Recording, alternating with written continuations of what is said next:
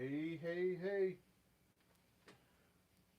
We'll hold off and show everybody this once some people get on here. I'll be doing some work here on the bench. Actually, this could probably stay right here. I think I'm going to have to stand up anyway. Oh, it's been a long few weeks. Still just pushing and going. Working on a coffee table right now. Hey, what's up? I can't even see. I've got the phone so far away, I don't even know who's writing. North Cal, what's going on? Jacob Lefebvre, what's up? Just in the shop working on some bow tie inlays. We get a few more people on. I'll show you guys the lamp I just finished up. But I'm putting bow tie inlays in some butternut, having a beer, and yeah, just working into the night, I guess.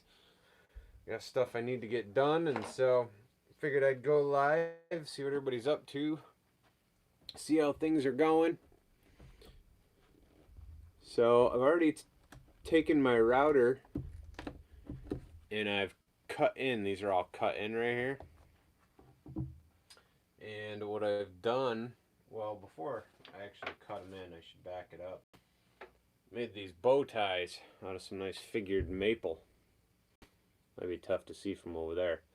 So you cut your bow ties, get them ready, and then you put them on where you want them. Trace them on, take your router, cut it close, but then it's handwork after that, so they fit nice and tight. That's the goal, is to have a nice clean lines, and the best way to do that is with a chisel by hand. It's tedious work, but it's the kind of stuff people look for when they're buying nice high-end pieces of furniture, or nice clean lines, and something that's different and accents. So sometimes though I bite off a little more than I can chew, which is this project I decided to add on at the last minute.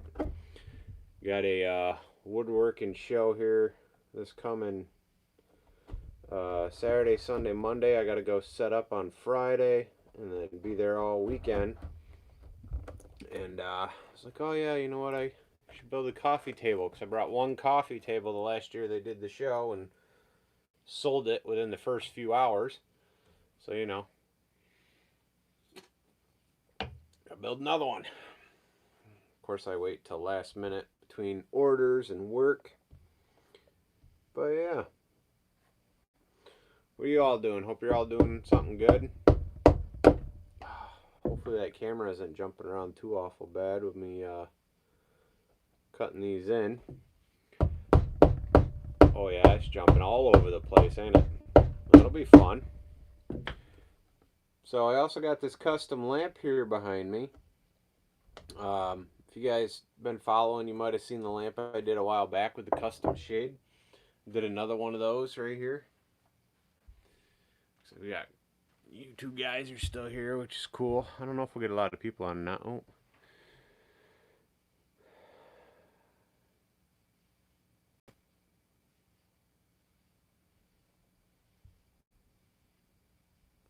How do I take a marking? You're saying marking knife to break the grain? I just use the chisel.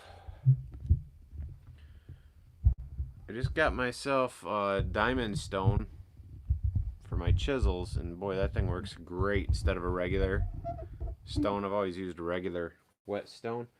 These diamond stones, though, holy cow. Let's see, where did I put that thing? I don't know, I just think I put it somewhere. I'm wrecked. I am tired. Where did I put my whetstone? I know, shop is in shambles. I'm too tired to figure it out. Anyway, that diamond stone, and just get the chisel nice and sharp, and then come right up close to that line and press down. kind of cut like the top layer of that grain and work myself across the line doing this.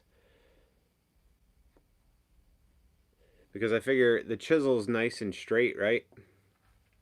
So I can meet up where I leave off every time. So I can start with like the edge of the chisel, push down in next to the line. I like to kind of rock it, keeping it square.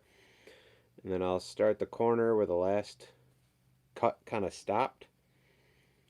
And work it nice and easy up the line. Pressing down, kind of rock it.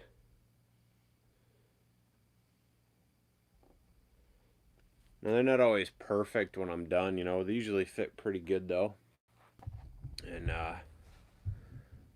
I'll do some sanding when I glue them in, and then let that sawdust fill in around it, and it helps it look like, well, not just look, but have an even cleaner finish to all the lines. So like once I get them started, I take the mallet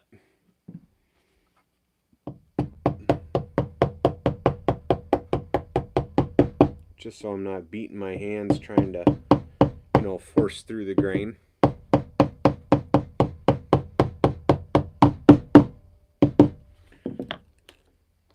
It's a whole art form in itself, trying to build beautiful pieces and put detail into them.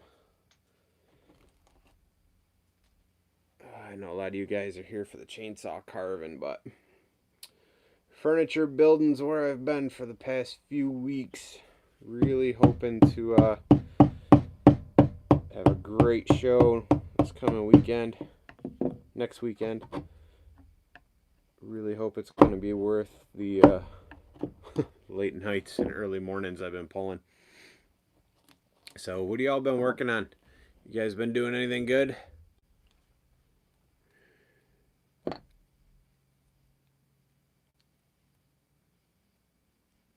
Bunch of broken wooden items. Like what do you got to fix? There, North Cal. What do you got? What do you mean you're importer? I know you got a shop and everything, so you got stuff you're importing that's broke. What are those items? I don't know why this isn't. Oh yeah, yeah, Jacob. You know, I really do enjoy it.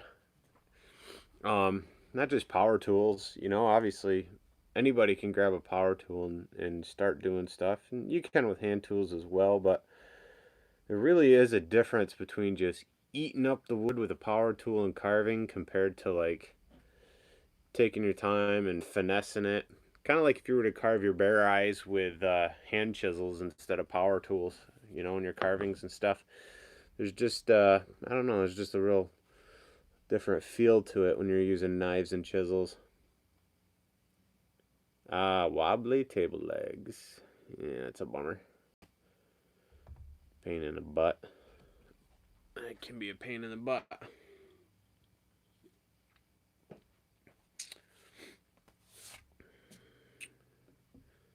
The chisels I'm using here are just, these are just from Ace Hardware.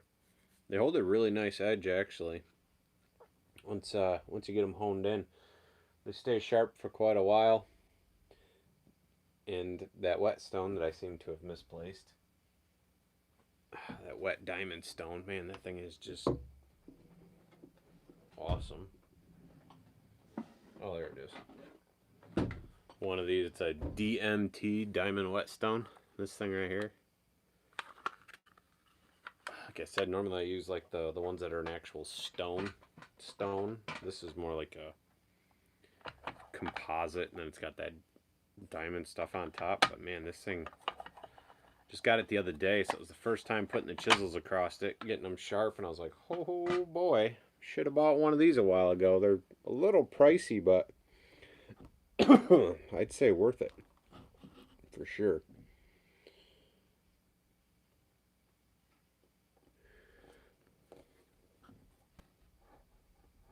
Give it a few more minutes, guys. We'll let some people to join, and then I'll kill the lights quick and show you guys that lamp all lit up.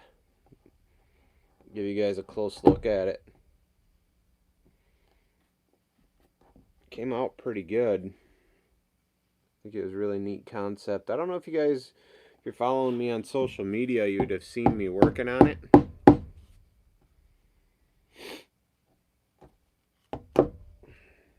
This kind of stuff, though, this has been my nights for a few weeks now. Kind of can't wait to get through this show, but at the same time, I kind of hope I get orders that keep me this busy, because I really do love doing this stuff.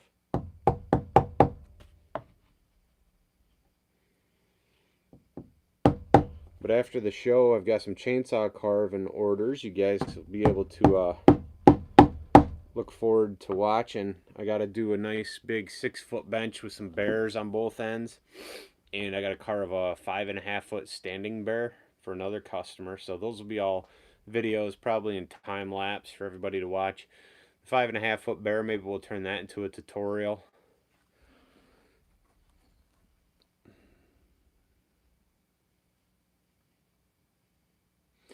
Yeah, I know what you're talking about there, North Cal.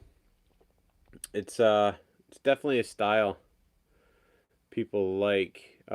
Just seeing your comment, Jacob. It is, I think it's a fine grit, so it goes by colors. And hey, Heather.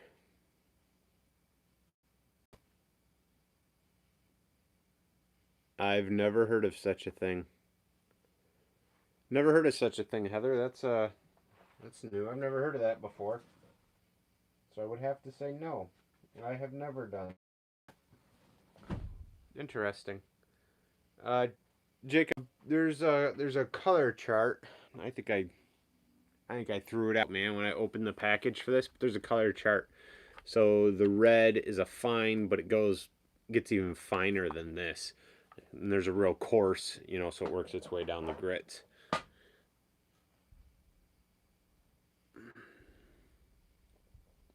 That's a fine grit that I'm using, though. One of the fine grits that they have. Yeah, North Cal. I did our dining room table very similar. My wife likes the farmhouse rustic, kind of rustic stuff. So she's not so much into the live edge pieces, which I call Adirondack rustic. She likes that farmhouse rustic. So that was, I actually took, when we bought our house, I ripped the floor out of this 2-car garage because it was a wood plank floor that was out over a hill. It was like a small horse barn. It's only 20 by 20. And it was just, you know, 2-inch thick planks across a few beams. There was nothing underneath the floor. So me and my brother-in-law spent a summer. We backfilled this whole thing. I saved a bunch of those boards in hopes to do projects to sell. I never did anything to sell. They just got set aside. Some rotted, some got tossed, some got saved. Well, out of those, I had some I saved, and I built the top to our dining room table out of it. So it's an 8-foot dining room table. And what I did was I just took some 2x4s for the skirting and kind of cut like a wave into them.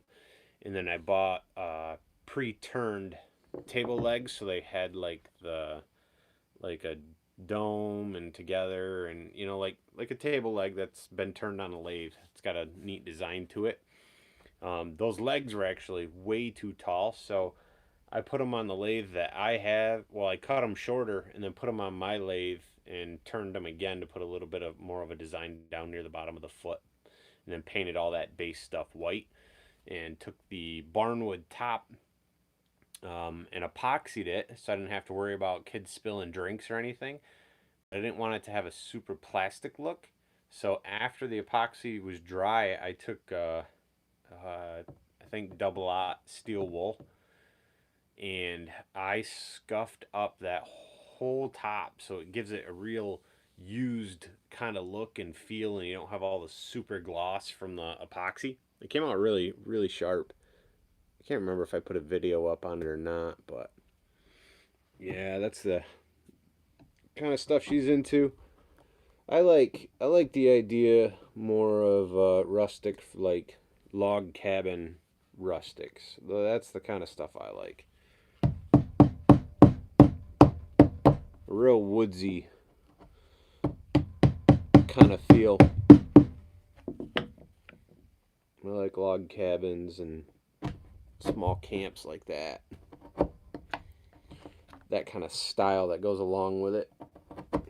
Live edge furniture that I build and stick work and all that kind of stuff. We got 5 people watching. If we can get to 8 people watching, we'll turn the lamp on and you guys can check it out. Holy cow, we went to 6. We get 8 people watching. We'll turn on the lamp I built, guys. We'll turn the lights off and you guys can check it out. Hey, Glenn, how's it going? I hope you're doing good, man. I am cutting dovetails on another piece for that show I've got coming up. Waiting to get, well, now we're down to 5. I got a lamp here I built. I want to turn it on for everybody. I'm doing good. I'm tired, man. It's like 9:30 here. Been up since 4. Been in the shop since about, I don't know, 5:30 I think this morning. Took a break earlier. Me and the kids went fishing for a while. Then they go to bed and I come back out and try to get these projects done. Got to get 9 bow ties in, and I got them already routed out here. Now it's just cutting, chiseling nice tight edges, so when I put the bow tie in here, it's as clean of a line as I can get. Well, we got 9. All right, guys, hang tight. Let me finish this bow tie and I'll show you guys that lamp I've been working on, okay? Because I said when we get to 8 I'd show you guys the lamp. We got 9 people watching, so that's awesome. I'm gonna kill the lights in the shop once I get this cut out and let you guys check it out, the lamp.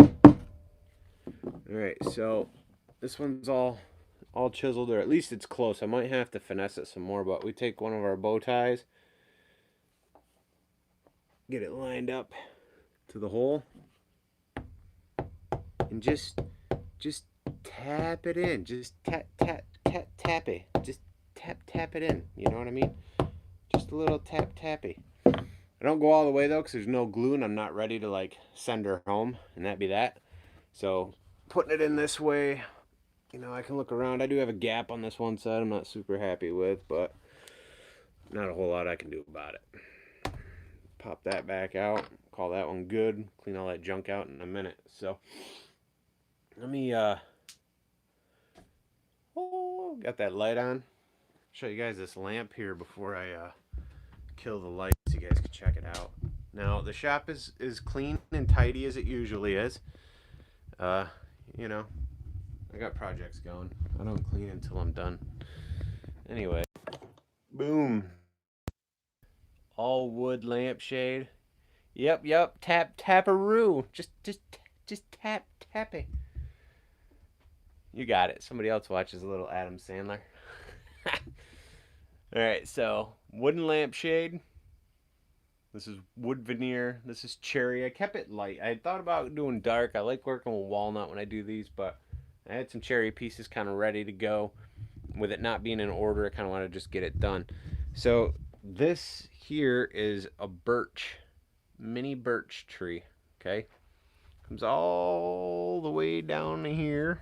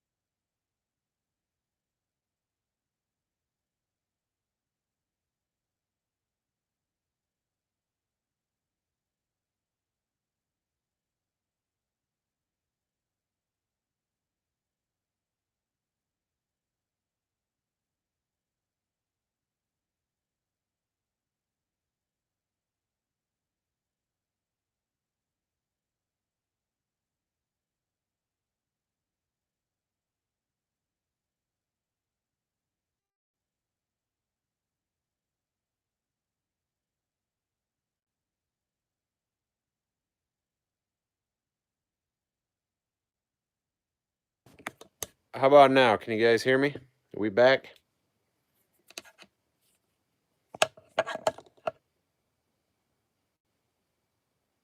We good? All right. I unplugged the microphone that was plugged in. Maybe that got goofed up. So we're talking about the rocks. I got hidden pieces in here.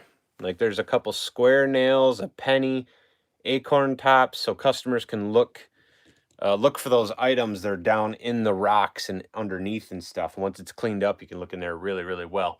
And I got this vintage rope light fixture. It's got a switch already built in, wrapped all the way up around the tree. Comes up and around. And then we just got like a Edison bulb up in there. I did all these kind of like mitered joints. They've all got a dowel in there to keep it kind of sturdy. But ooh, there's a real good close-up, huh? Let's go over here though. Check this thing out. Ooh, money shot.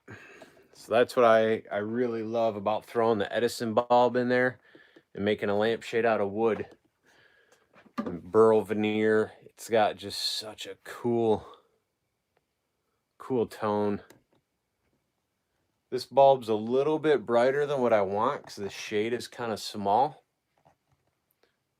So I think it's a 60 watt. I think I'm gonna go ahead and look for a maybe look for a 40. Oh, I gotta switch arms. Look for a 40 watt.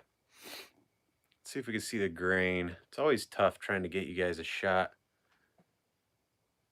of that burl. You can see the dark spots, right, in the veneer.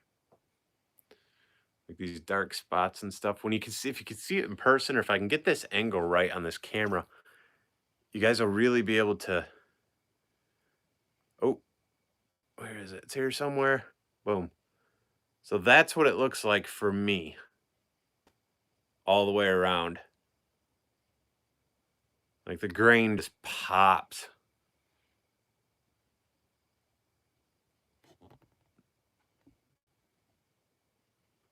That's what I love about doing it out of wood right there.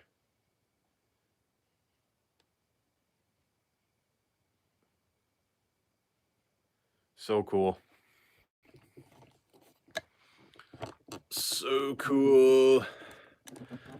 So in the realm of working on all these projects,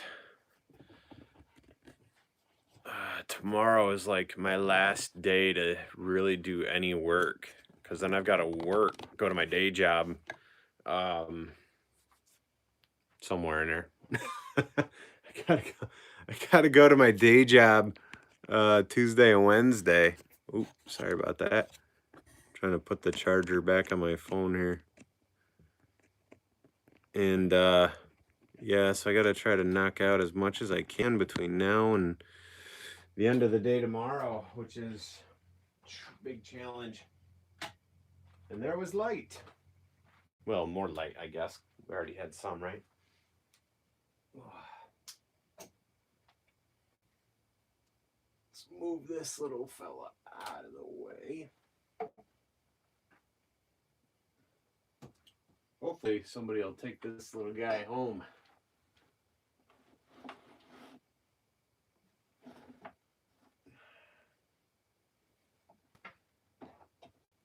And if the guy that owned this shop would just clean it up once in a while. It's like a hot mess around here. It's ridiculous. I get in the zone, I get working on projects, and then it's like I do not want to stop to clean. I just want to go, go, go. Yep. I hear you, man. I've got no carving done. It's just been build time. That's the other one. I think you guys, I don't know if I posted it or not. This little table over here too that I did. Couple drawers, root base. We got some rocks down in there. Cherry burl. So I haven't finished the top on that yet because I'm waiting to do the top on that and the top on this at the same time. Because I bought this clear coat that I'd like to use, and it is kind of expensive. Sorry guys, camera camera's jumping all over trying to set it up here. That clear coat's kind of expensive, so I want to have these two items ready to go because it's a two-part finish. It's called Rubio Monocoat. This is the cleaner for it, but this is the brand. And I haven't used it before, but I see a lot of awesome reviews using it on tables and stuff. So, you know, crossing my fingers it doesn't ruin these and try it out for the first time. But I see a lot of big businesses, big builders, big names using it. So we'll give it a go.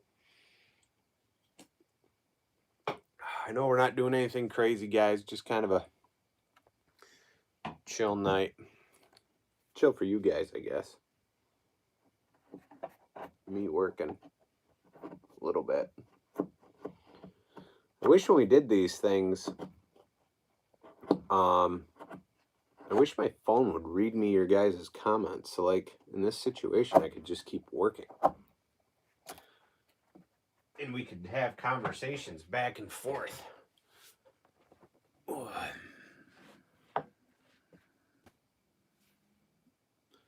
Osmo. I've never used Osmo.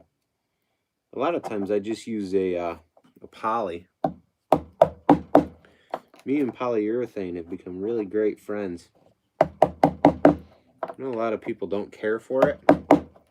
It's too, you know, it's not good enough for some people using polyurethane.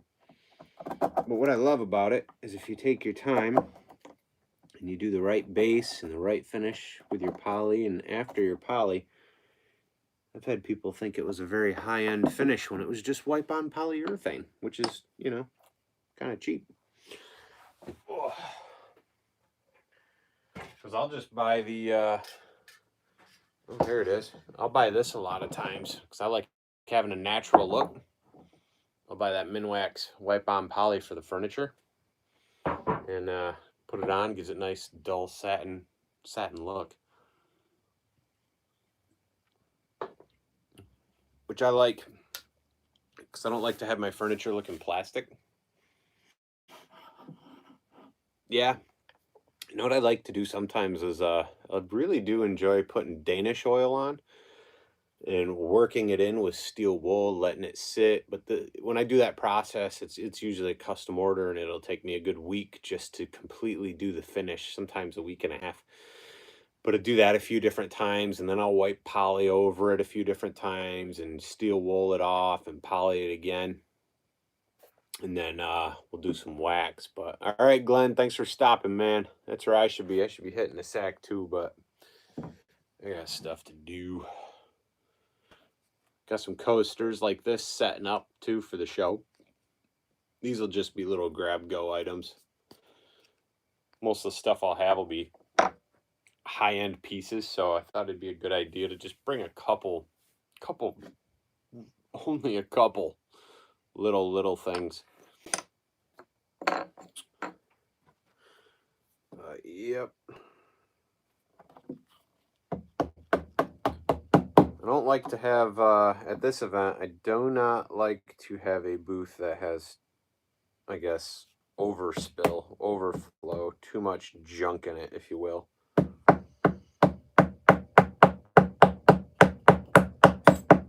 Regular craft fairs, I try to pack my booth to the till, so I have something for everybody. This rustic furniture fair is a little different. I want it to look, you know, you want your booth and your spot to look classy and refined for the most part, high end. So really those are the customers we're trying to reach at this event, are customers that want really, you know, beautiful high-end pieces of furniture.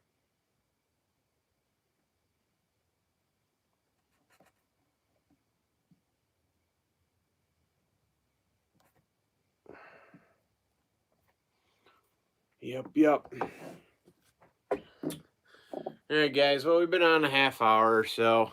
Figured I'd just stop in and say, hey, hope you're all doing good.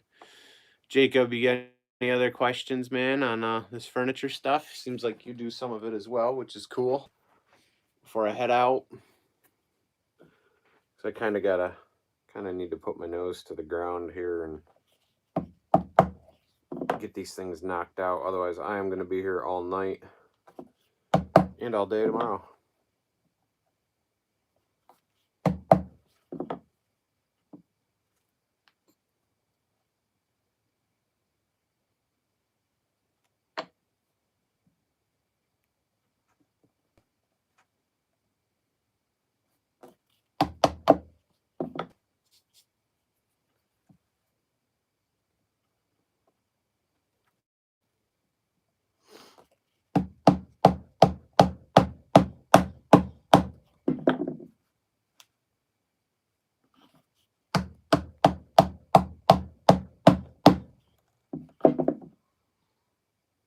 I was just thinking, man, it would stink if I missed and whacked myself in the forehead with this thing. That'd be a bummer. Sharp chisel. Just a little taparoo is all she needs. Just a little tappy. Thanks for the thumbs up, guys. Appreciate that.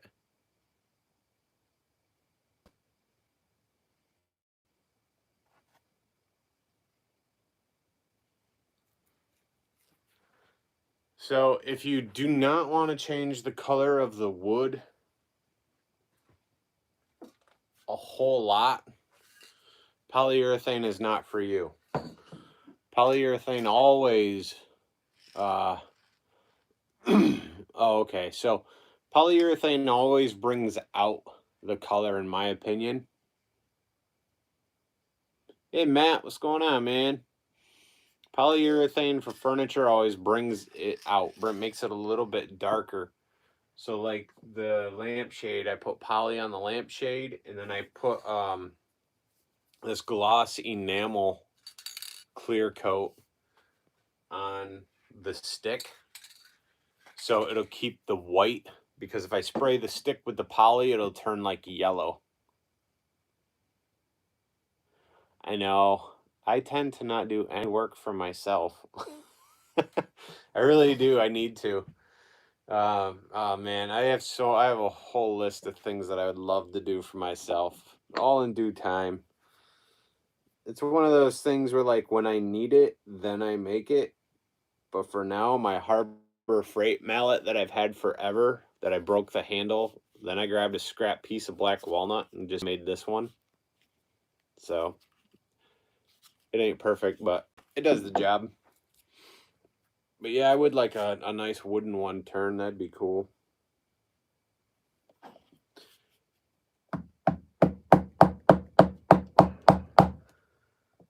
Yeah, Matt, just working on cutting in some bow tie inlays. This coffee table for the show I've got coming up next weekend. Yeah, I didn't even show you guys this coffee table, did I? So this is a waterfall coffee table.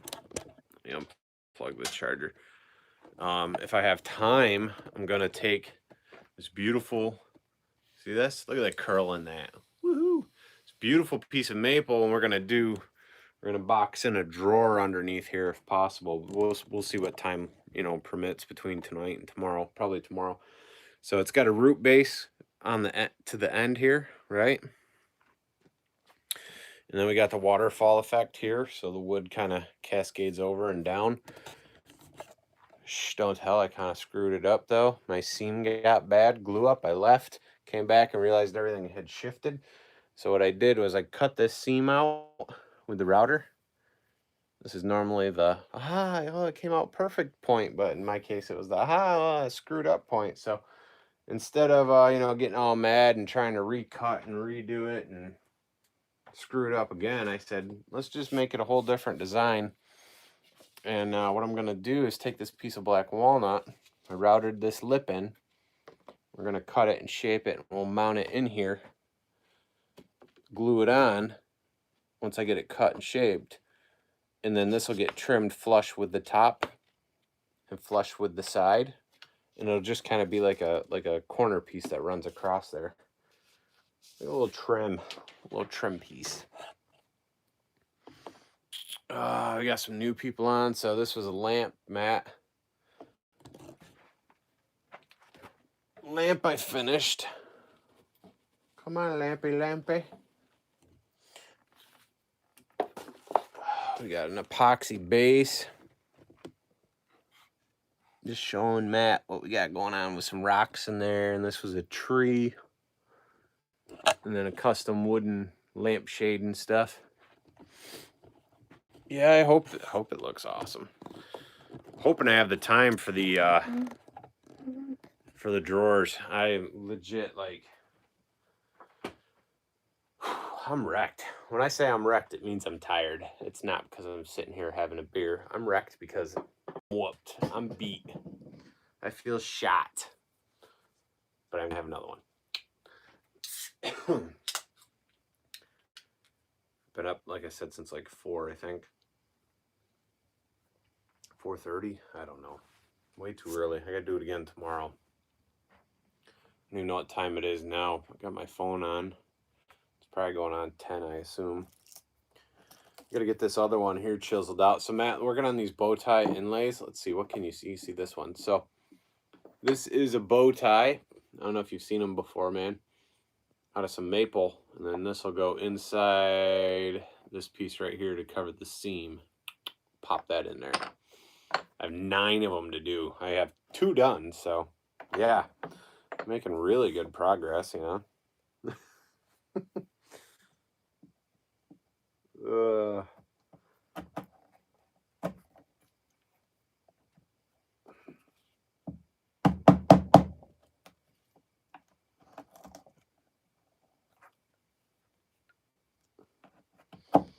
Hope you guys had a good weekend.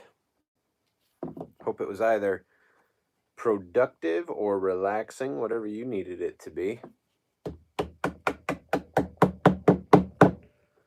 I spent a couple different times. I spent some time at the lake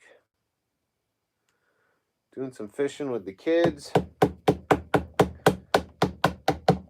which was awesome as always. We didn't catch nothing. Kids got some nibbles, some little nibble on their lines today for probably some little small fish, but that's it. No bites, but it was cool. My son Jacob was like, we're standing there. I gave him a topwater plug.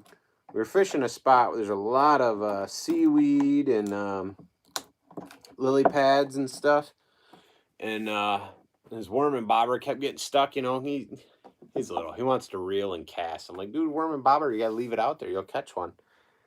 So anyway, I ended up taking that off for him, and I put on a mouse. I've got like some frogs and mice. They're rubber. They're fake, and then they cover the hooks so they can be dragged through all the whatever, so they don't get snagged.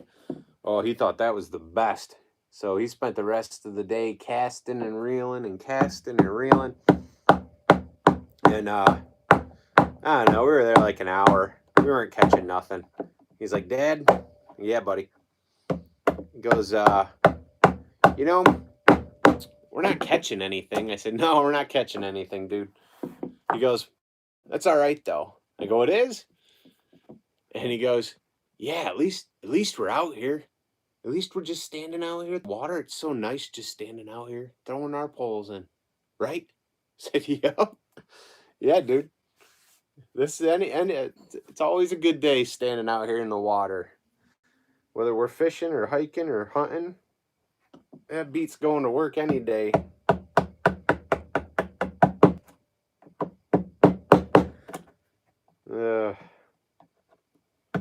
It's just the way he said it.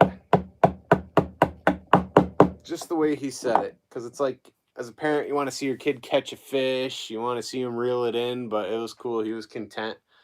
Just casting and reeling. Hey, CJ, how's it going? Just working on some bow tie inlays for a rustic coffee table here I'm working on. Kind of just going live because I haven't really been able to go live carving or anything lately. I'm just trying to get some projects done. So now these projects aren't custom orders. These are just pieces that I have wanted to build for shows, for events, for my website. So when I have a show coming up, my brain says, hey, it's crunch time. Now you have a reason to build whatever it is you've been thinking about. But normally it comes right down to the wire between work, kids, family life, orders, things like that. The orders I have lined up came in later, so I was able to tell them, hey, I got to get these pieces complete before I get your chainsaw carvings done. And they were like, yeah, no problem. It's always cool to have some understanding customers. Both of those customers are new customers for me too, so that was really cool that they weren't, you know, super pushy. Sometimes you get customers, even new customers, they want to be, you know, right now, right now, right now. Sometimes that's okay, you know, you want to meet their needs, get what they need done, but sometimes the right now, right now, right now stuff takes away the creativity part, you know. Even whether it's furniture or chainsaw carving. Kind of mentioned that, because kind of also thinking about like new carvers. To see new carvers like, I'm going full time, I'm going full time. And I'm like, ha, good for you. I'm glad that you can. At the same time, I hope you're prepared, because once you have to make that money doing it, it changes the game. Changes the game.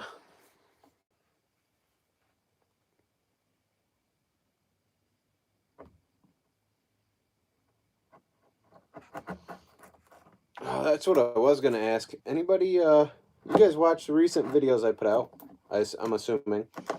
Was there a topic for a new carver you guys need me to cover? Like selling your art, talking to customers, you know, stuff like that. Is there a specific topic that, you know, I didn't go over, or maybe I need to try to get in depth on a little bit more? If so, guys, just let me know. And I will try to make that happen. I mean, it seemed like a lot of people were responsive and enjoyed the last few videos. You know, I know some people have been pretty understanding that I haven't been able to put tutorials out because I've been doing this stuff. But we will get back to tutorials once I get through this show. I mean, I need to make, obviously, the custom orders I have stacked, but I need to make a stack of pumpkins. I need North Cal to come fly out here and just carve me up a bunch of pumpkins so I don't have to do it. I don't even know if he's still here.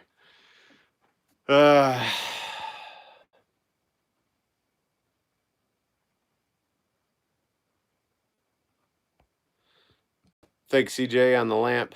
Appreciate it, man.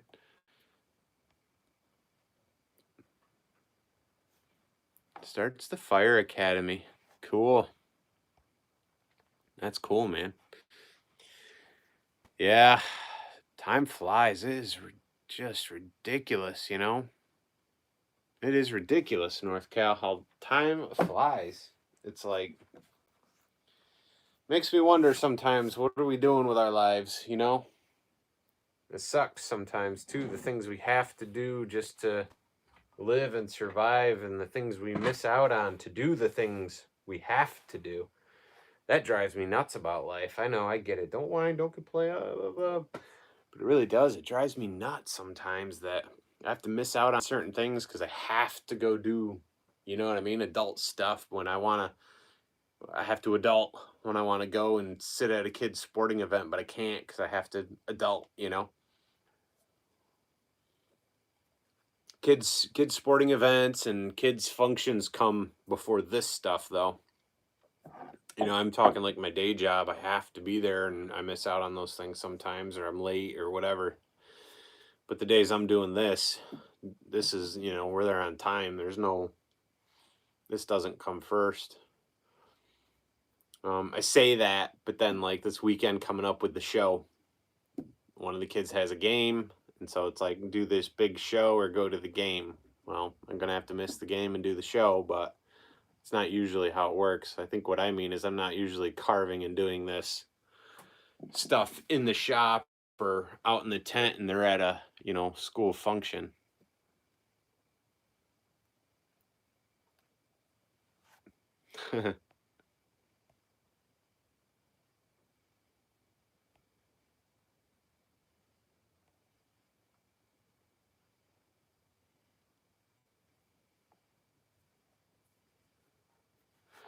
Saying no, yeah, that's a good idea.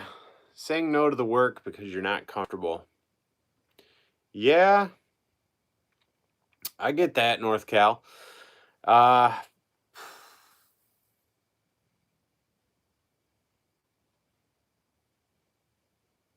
yeah, that's tough, man. Like the kids might so with the kids, my kids' sports always end up being at like 4:30. I'm working till like 6. I can't make that, you know. There's times I can go in early, get out early, but it's like, whew, it's a long day, you know. So saying no because you're not comfortable with the work because of your own skill level. So you're not at a skill level where you feel comfortable doing the work. So you're like, yeah, I can't do that. I know exactly what you mean. I've been in those shoes. I really have. That giant pig that I did for Wagon Train Barbecue. It's a video on here. You guys can see it. That was something I've never done before. Hey, Corey, what's going on? Thanks for stopping by. I'd never carved a pig, and here they want this. What was it, like 4.5, 5 foot giant fat Pepto Bismol pink pig? Hemmed and hawed about it and said, yeah. You know, saying I probably will make a video about this topic actually, but I'll talk to you guys about it now. Saying yes to something you haven't done can be tricky for you. If if you've never carved it before, you've never built it, you've never done it, saying yes can do one of two things. Saying yes to a project, let's talk carvings because most of you guys are carvings. So saying yes to a carving order of something you've never carved before, right? There's two things. One, for somebody who's overconfident, it can be very humbling. It can be very humbling for you if you've never carved it before and you say yes and you take the job and you're overconfident. Because what does that mean? Well, it just means you were super confident to your customer, right? So you talked them into it, even though, you probably can't do it. And then the next part is can you deliver? How do you know? You've never done it before, right? So it's like you can get yourself in hot water real quick, plus depending on how much you charged and what the time frame looks like, and do you have time to burn that one and do another one because it was your first and it potentially might be awful. But on the flip side, saying yes to carving something you've never carved before pushes your abilities. It's going to push your limits. It's going to push you to a whole new world. That little bit of stress and tension of, oh man, I don't know if I can, sometimes can push you to do what you didn't think you could do. At least for me. So getting orders, like the sleeping bear I did in the log cabin, never done that before. The customer met me a few different times and had absolute faith that I could do that. And I'd never done a big sleeping bear on a log before, and I told him that straight out. But he had faith in me to be able to do it, which was awesome. It's awesome when a customer is like, I have faith in you. I see your work. You can totally do that. And then you got this mental game. You get a little cocky. You're like, I've never done this before, but they think I can. Cool. What does that say for me? Awesome. So then what it falls on though is you pumping yourself up, but studying and practicing and being prepared, preparing yourself for that carve, not just saying, I have one log to do this in, and that's it. I better get it right the first time, because it doesn't always work out that way. You know, like a fox I did years ago. The video is up on here as well for the fox. I did a bunch of little fox. I did a bunch of little ones first, just to kind of get the idea and the design down before I went and dove into one that was like, I don't know, 2.5, 3 feet tall.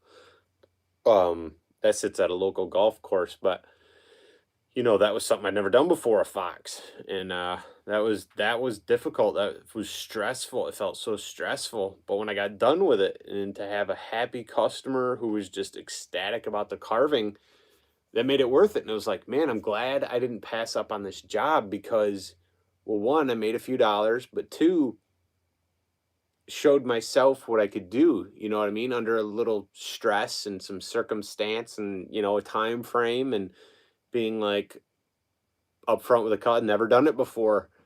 Do you think you could? I think I could. Let's go over it. We'll see what we can do, you know. Um yeah. Yeah. Can be stressful.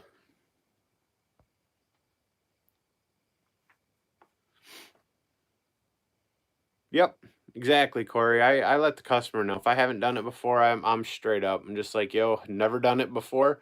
There are certain I find myself there are certain things I'm like, I've never done it before, but I'm pretty confident I can do it. And then there's other things I'm like, I've never done it before, but I'm willing to give it a try. So there's like two different, you know what I mean, kind of responses that I'll give, because one, I have my own hesitation, and then the other one is like, I know I've never carved it, but that animal has a lot of features to another animal that I've done, or another whatever, you know. So it's like, we can get that thing close, change some colors, do some different fur pattern. Yeah, that'll be that. So, you know, it kind of just depends.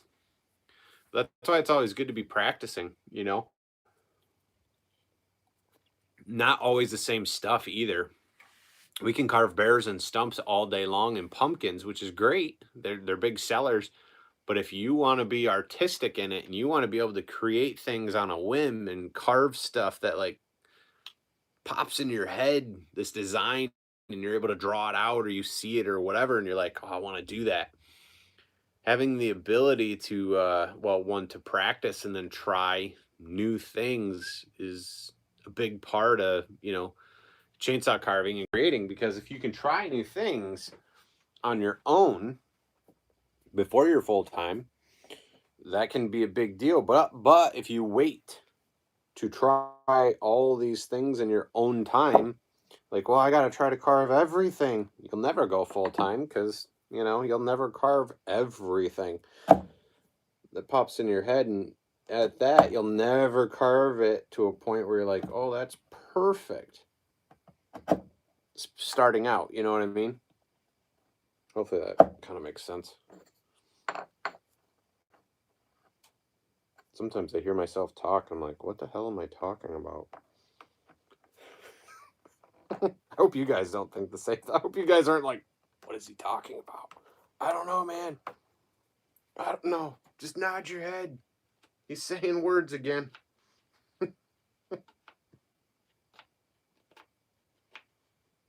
I'm getting tired.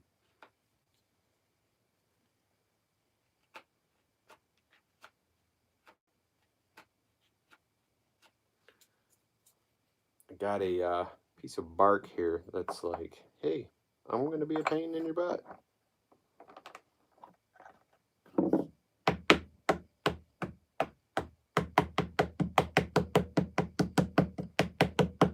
Ta-da! You guys want to see that in person? Oh, hey, there's Anna. What's going on, Anna? No, I got some stuff to get caught on here. I was working away. Yes, Anna, up late, working on projects, trying to get stuff wrapped up. I got to put these bow tie inlays in here. I'll show you guys what that looks like here in a second.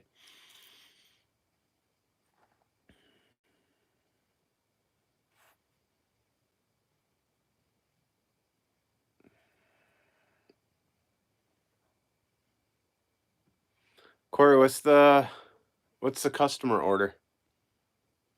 What are they having you do? I don't know if you come. I might have missed it. Hey, Clay's Carvings. What's going on, man?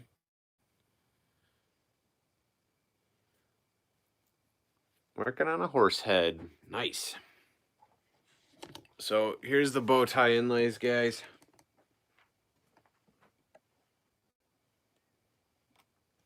That one's just popped in a little bit. And these ones are cut, ready to go. So I'm not putting them in all the way because I'm not ready to glue them in. So with a little bit of finger work here, I can pop them out. But now I got to come down to the side here of the waterfall. Try to do 5 more tonight. Yay. Don't get me wrong, I love it. I'm just thinking tired. We got a few people jumping on. Anna, I know you were here before. Did another wooden lampshade. And it's on a birch tree that comes down to some epoxy with rocks and stuff in it down here. It's pretty neat. Thanks, Clay. I gotta pop this one out. All right. Got that one out of there. All right, so those 3 are done. Whew. Took the boy the other day, got him a haircut. We got a, yeah, I just got that done today, the sides.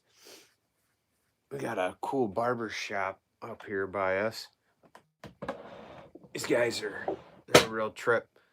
Real cool group of dudes. And went and got ourselves all trimmed up, you know, first day of school for the show next week. Myself and Jacob got this, my son, got this cool design etched into his hair. These guys do some pretty neat designs. It's always fun.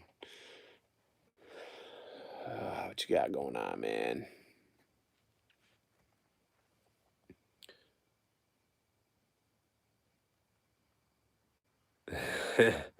Yeah, bears be all right. Those are fun ones. Around here, bears are money makers. That's why everybody like, I see other people like, start with mushrooms, start with pumpkins. I'm like, just start with bears. Just start with bears. They sell. Everybody loves a bear. People love bears. Just start with bears. I always figure, like, I say start with bears, especially if you want to sell. Because, like, they sell. People want to buy them. They just do. They want to buy the bears. Let's see. Oh my word, is this gonna work? I feel car sick for you guys. Come on. Stinking. Done doing fancy stuff with your hair, Jacob? Yeah, I don't do any fancy stuff with mine. My son does, though. I encourage it. Like, yeah, man, get that cool design in there. Do those lines. Spike it up. Do this. Do that. Why the heck not, right? He's a kid. Go for it. Sorry, guys. Go block the camera here. I gotta plug my charger in, and now I'm on the wrong side. But all right. All right, we're good. Oh, boy. Anybody on the East Coast? Oh, what the heck time we got? One thing I do not have hanging up in my shop is a clock. You don't want to carve drywood usually?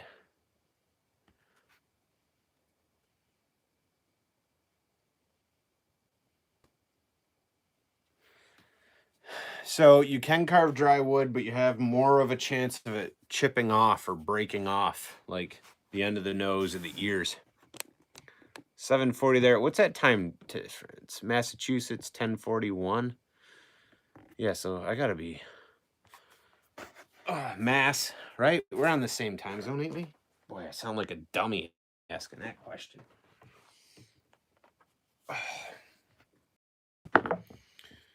Oh boy.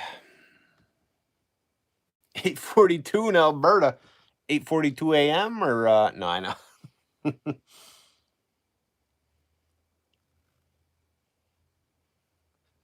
8:42 what day, though? It's like Tuesday in Alberta, isn't it?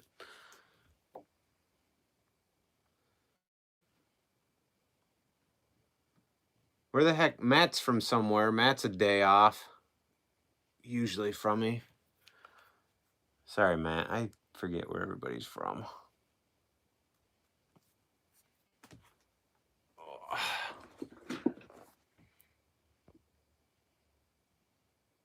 Yeah, it's a good idea to carve green, guys. Yeah, 2:45 p.m., Matt. But what is it? Monday? Mr. Matt carves? New Zealand. That's where Matt is. New Zealand. Yeah, so it's probably like Wednesday already in New Zealand. 2:45 p.m. Matt's already halfway to this weekend again, and my weekend's just getting over. Monday, yeah, all right. See, I remember that, Matt. I remember you're like a day ahead because it is Sunday evening here.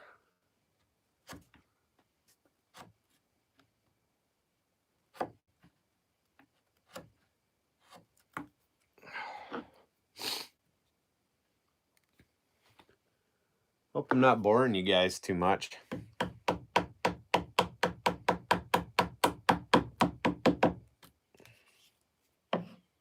little different pace than gripping and ripping them chainsaws. Oh, hey, we got some different peeps on here. Thanks for getting me to 10,000 subs, you guys. I know I've been saying that and a lot of different stuff, but I really do appreciate it. It's awesome. And thank you. I know Anna's a member on here. Thanks for being a member there, Anna. Supporting the channel the way you do. I appreciate that.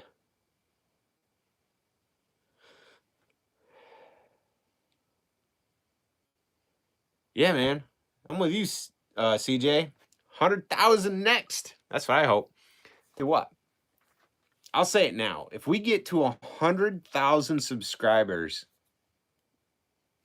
oh, I better be careful.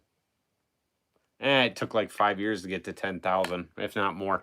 If we get to 100,000 subscribers, somebody will have to remember I said this, okay? Because I will forget. Get me to 100,000 subscribers, and I will buy a brand new steel battery-powered chainsaw with a battery and a charger, and we'll give that thing away when we get to 100,000 subs. 100,000. I'd be willing to do that. At 100,000, buy a battery chainsaw, one battery and a charger, and ship that to somebody. That'd be cool. Now watch me wake up tomorrow. 100,000 and crap my pants. That's great. Hey, you're welcome, Corey. I really hope it helps.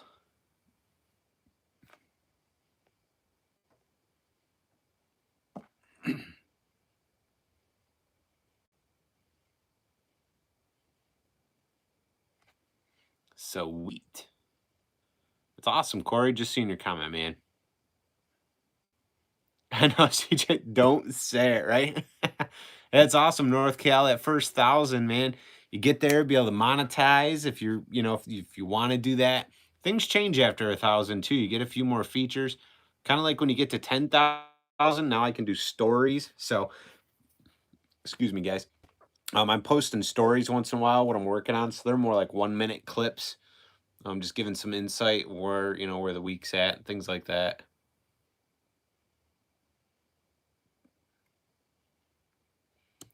Nah, CJ, it would be awesome if Steel would sponsor something, but I really don't think they have any interest in me. Maybe because I'm smaller, but I reached out to them via email and had spoke to their, I don't know, somebody in charge of something.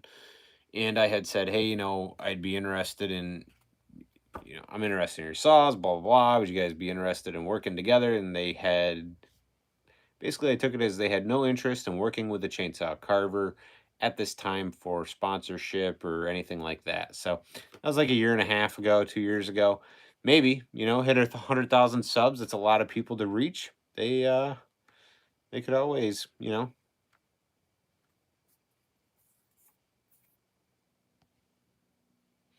knows? Maybe one day.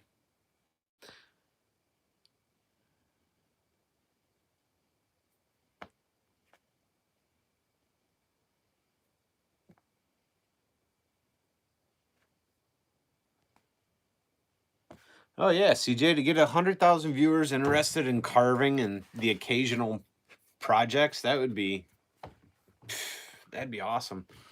I don't know. I don't. I would love to get there with this channel, but sometimes I'm like, I don't know if it's ever gonna do it. I see other channels that are carving channels that have started after me and have blown up, right, got blown the doors in, you know, for subscribers right past me. And that's okay, you know, that's their thing, and I'm excited for those carvers. I really am. And I think it's great that their channel is able to blow up like that, because that means people are interested in the art.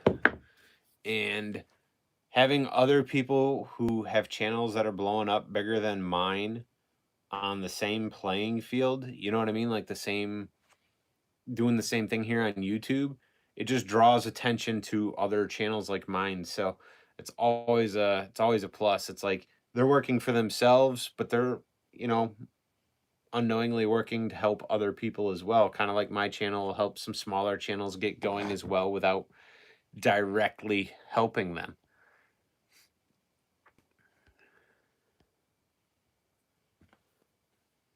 Ooh, an MS 180. MSE 180.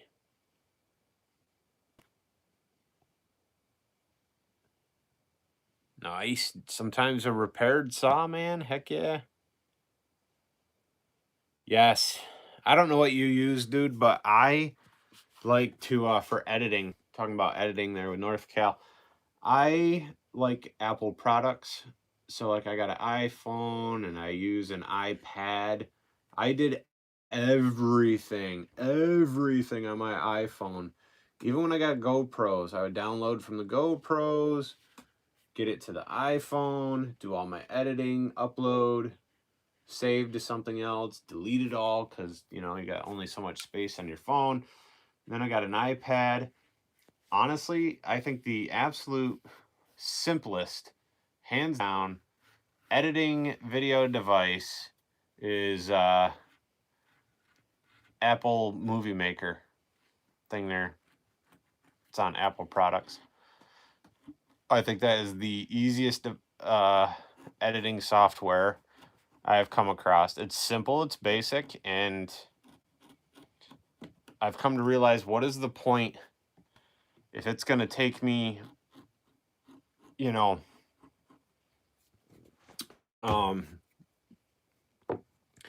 it has to come down to dollars and cents at some point.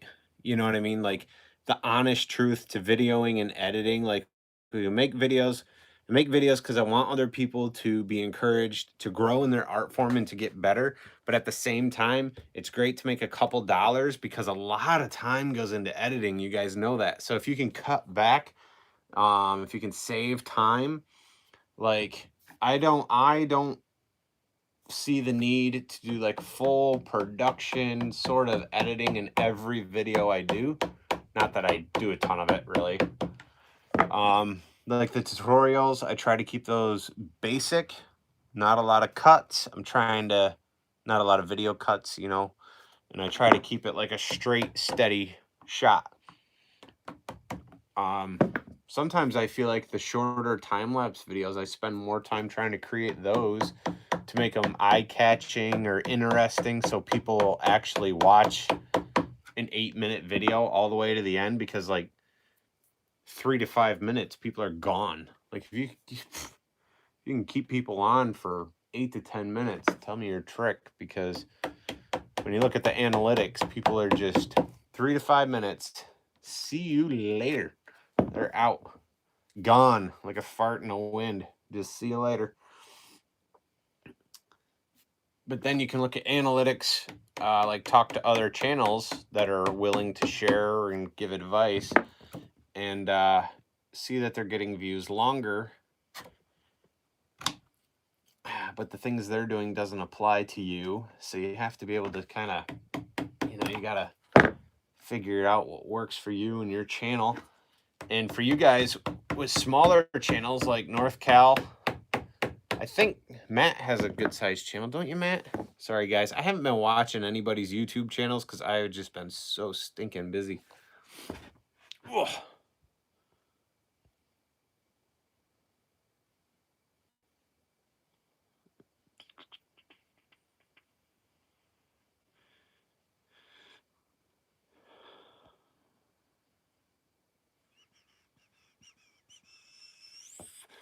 So North Cal, using Apple products, I have thought about doing some editing tutorial videos because I know a lot of like newer carvers and people trying to start newer channels follow my channel and like, I'm going to start a channel, which like, heck yeah, go for it. Why not share your art?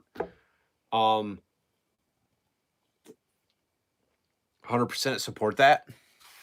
I really don't see it as like a competitive thing. Like I said earlier, I see it as we're all sort of working together without directly working together for the same cause. So, which is totally cool. But what I was trying to say, as I'm slowly losing train of thought, because I'm exhausted, is a bunch of words that form a sentence. What the heck?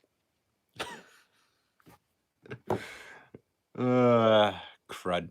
Oh, thinking about doing like a tutorial video. I thought about doing that for my members, people that are members, just because I feel like it was going to be a really in-depth sort of series. But I'm not sure yet. I'm not sure what I'm going to do yet. Maybe I'll just make it for everybody, you know?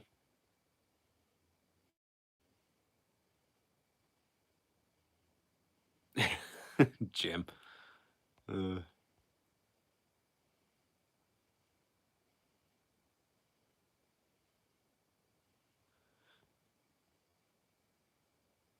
Oh, yes. Hi, Jim. Sorry, I missed your...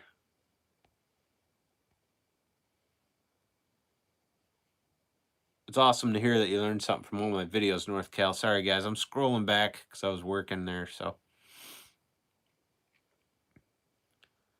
Yeah, just under 3 minutes. So think about what you're doing as your intro. It is so look at big channels, all right? I'm not a big channel. Look at big channels and how they're captivating their audience. All right, and slowly implement that into your videos, which it's super tough. I have a really hard time being like super outgoing and exciting and crazy. And like when there's channels like that, people really gravitate to that kind of energy. If you don't have that energy, like I just don't have that energy all the time. I don't know.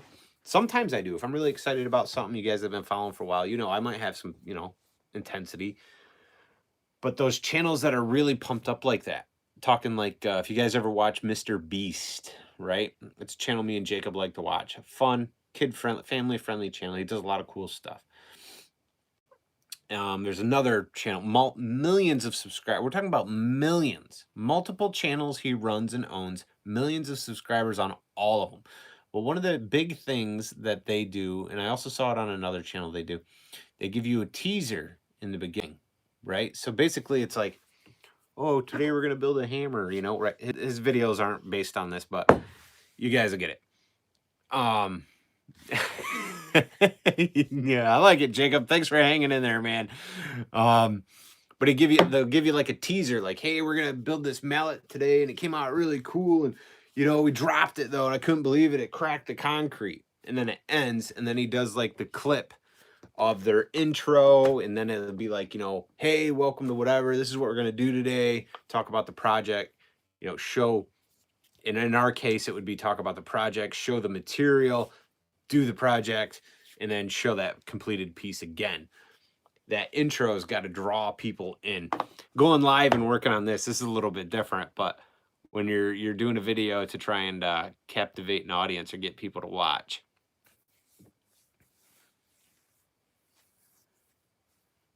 Yeah, Vlad, that dude blew up in months. Almost every video goes viral. That channel just... I gotta go back to this though. Jacob. Hell, I've been watching some guy cut bow ties for like an hour. Oh, that's great, man. I appreciate it. I appreciate you hanging out for an hour watching this guy cut bow ties. Taking my sweet time, too. I said to myself, go live. I got to get these done. I know if I go live, I'm going to be talking with everybody and hanging out. But I should probably do that anyway. My wife is, she's a good one at telling me, like, well, you know, if you're married, wife's probably bossy anyway.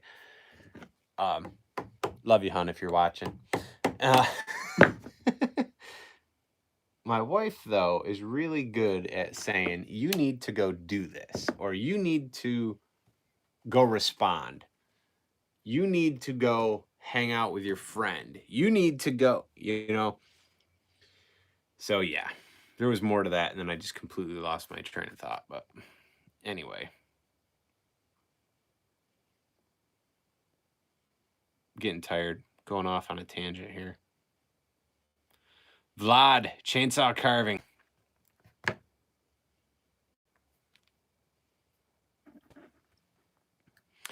Yeah, guys, doing your videos.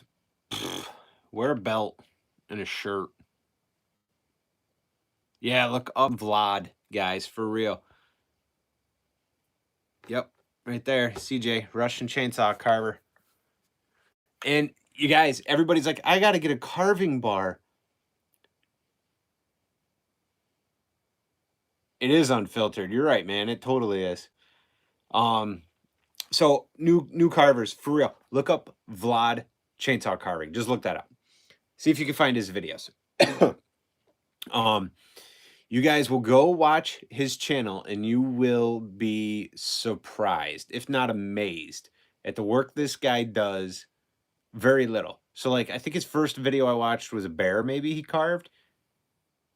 Ridiculous. Using a chainsaw with a short bar, not a dime tip bar. I didn't see a dime tip bar in the video anywhere. And, yep, stock bars and hand chisels.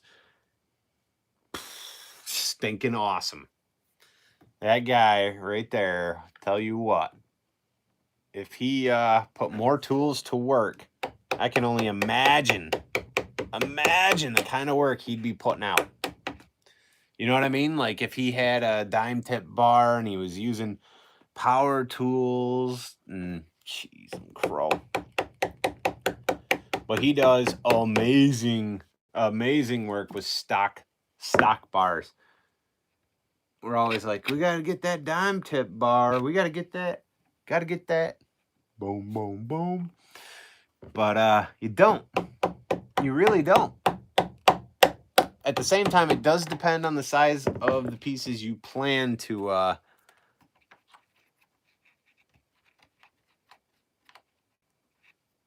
you got to plan to carve different pieces, bigger pieces.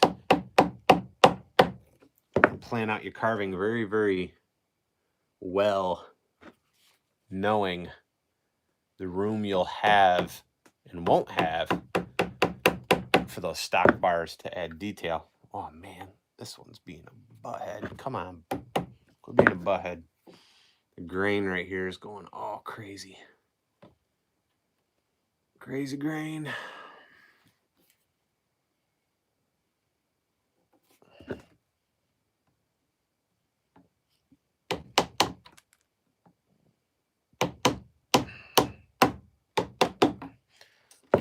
Tough cutting through here. It's called bark inclusion. Bark inclusion. It's bark. Inclusion.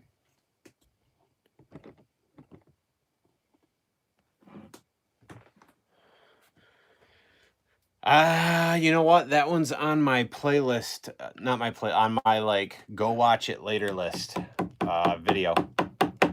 I think I just never watched it. The Indian one. I do need to go watch that one though.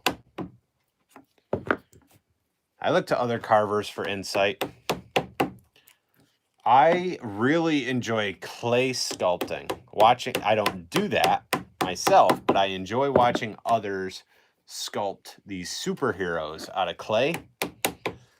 Man, you guys want some inspiration for details and stuff? Good gravy.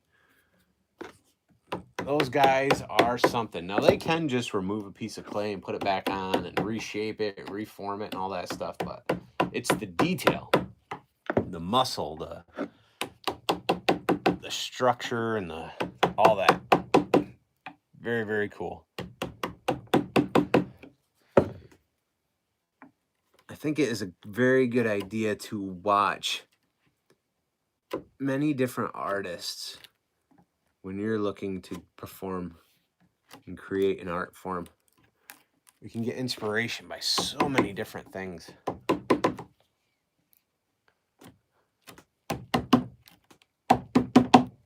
Piece of bark got all loose up there.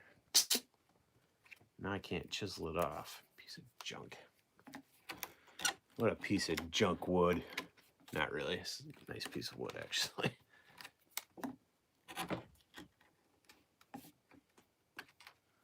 This bark inclusion, though, is not making my night. This is ticking me off. Ugh.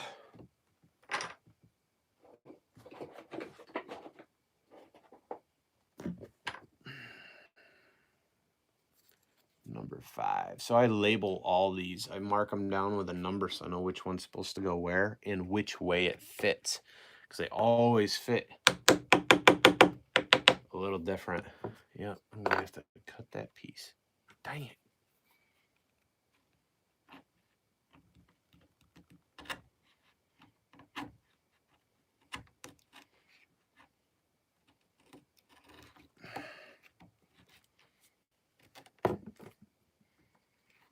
Come on, you bugger.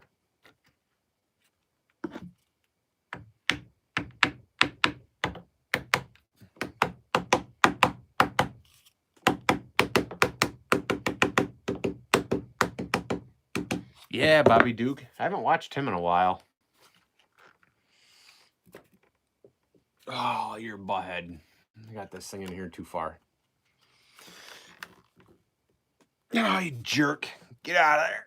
Oh, it's like, no, man. Staying in here.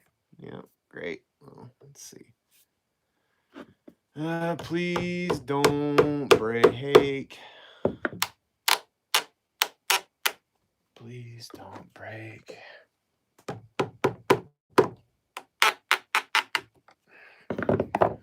Sometimes I get a little crazy with those test fits. Man. Got 4 more of these things to do. I don't know if I'm going to get these tonight. I need to, though. Like, need to get these done tonight.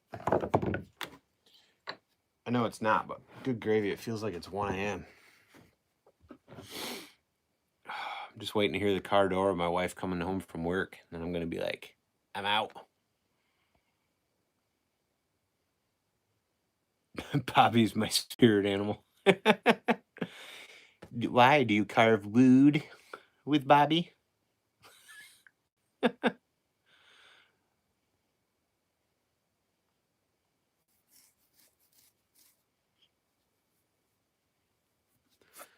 Wood. Making a project out of wood. Whatever video that was, that always cracks me up. I'm going to carve some wood today. We're carving wood. He does some really nice editing. Editing on that channel too. That's what, you know, like draws people in. The projects do as well, but the filming and the editing that he does comes out awesome.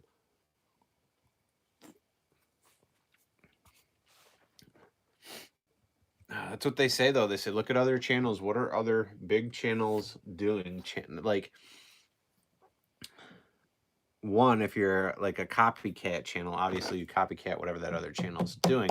But if you're just your own channel with your own niche, as they say, your own niche, you got to take cues, take pointers by watching. They say once you start a YouTube channel, don't stop being a consumer just because you have a channel. You almost need to be a little more of a consumer to try and keep up with what other people are doing, as in design-wise, you know, the way they talk, the way they film and edit, all that kind of stuff.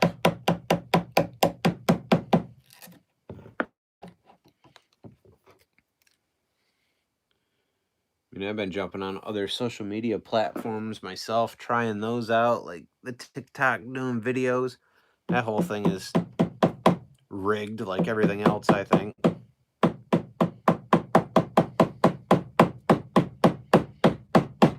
Get a video that gets 1,300 views in a couple hours, and then every other video is like, oh, here's 100, 200, 300. Like, what the heck's going on? I started a page on that other one called Clapper. Put some videos. That got a ton of views right off the bat. They're all like short-term viewing things, though. You know, they want like a minute or less for the most part. I mean, I know TikTok does like 3-minute videos now, but their heart and soul is in a minute or less.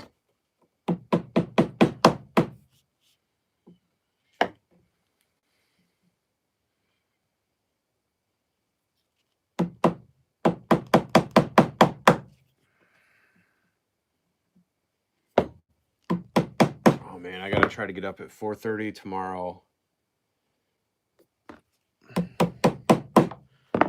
Drink coffee like it's cocaine, and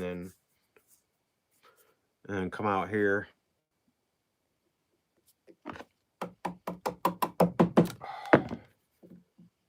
and sand the crap out of this thing and start pick up a little, just enough to work. Pick up just a little, so I can maybe build the drawers for this. At the same time, I need to build a cart so I can haul pieces of furniture around for the show. And I need to build platforms to put the pieces on in case it rains, they don't get wet. They'll be under a big tent, but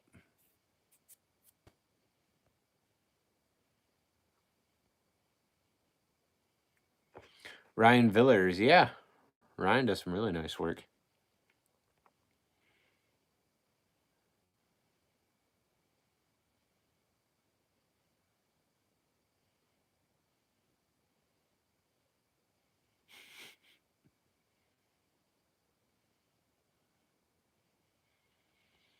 Just reading comments, guys. Yeah, North Cal, split screen. I'm glad I'm able to kind of make that my own thing. Cool if other people do it, no big deal. But I also noticed like no one else is doing a split screen like that, per se, you know.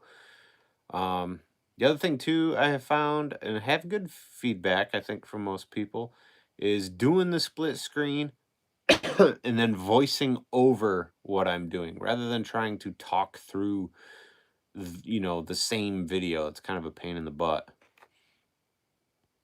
I probably should. Yeah. Yeah. Sleep's overrated. I mean, I'm gonna sleep good. 2 beers.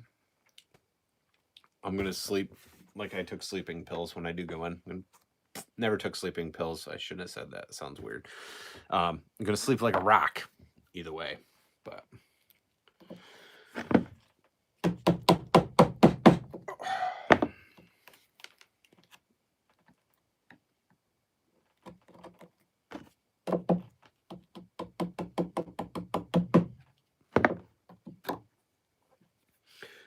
I figure I've had 3 kids.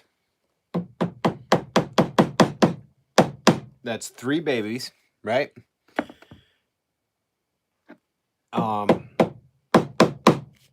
And it is, if you slow down and think about it, all the things we can do on 3 to 4 hours of sleep when we have babies, right?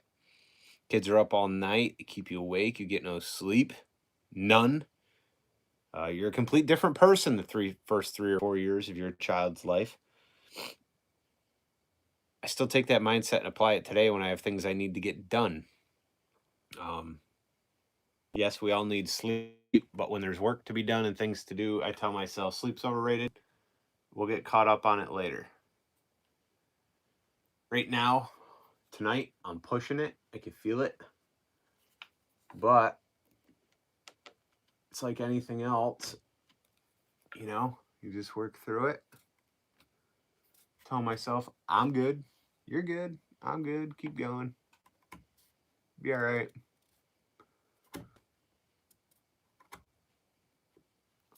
But that's me. That's how I do these things. You know, you should look up famous artists and some of the things they did when they were creating, from music to paintings, their habits. Not that I try to mimic their complete insanity, but I've realized a lot of artists are pretty insane. Just one way or another, one shape or form, or a little crazy. A lot of famous artists have a vice, whether it's some sort of drugs or alcohol, and a lot of them actually don't or didn't sleep a lot. A lot of real famous ones didn't sleep a whole lot. Couldn't tell you tonight because I'm not sleeping a whole lot who that was, but I remember reading that in like a autobiography on a couple different artists. One was a musician, and I don't know, maybe a painter or some other person. But either way, there's something to be said under putting our I believe in putting there we go, we're back. In putting our bodies under a little bit of stress. Not like chainsaw carving, run yourself ragged and be tired, but like this sort of stuff, creating the projects I'm creating right now, gaining the creativity to do those things. I feel like sometimes can come from being up late. Yeah, sorry, Jim. Waterfall desk, coffee table, waterfall coffee table.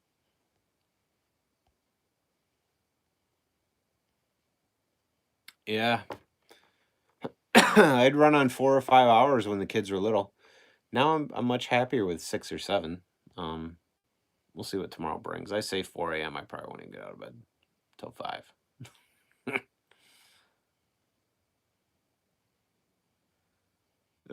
3 a.m. See, that's what I'm talking about, Clay. East Coasters, what time are we? It's an hour and a half. Somebody give me a time frame here for East Coast.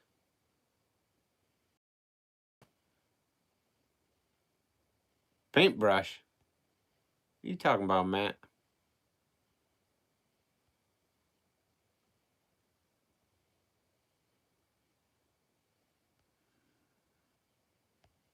$11:15. 11:15. All right, cool. Thanks, guys. We're right around there then. My wife's working late this evening, so she'll probably be home. I'll probably work out here till I hear the car door. So we'll probably got a good another 20, 30 minutes. Whew. Pooped. So I did this last night as well. I worked until she got home, which can be anywhere from 11:45 to like 12 o'clock at night on specific nights. And then was up at 4:30 this morning. And so now I'll probably be up till 12. Probably maybe I'll get up around 5:30 tomorrow. Yeah. Go see the grandkids.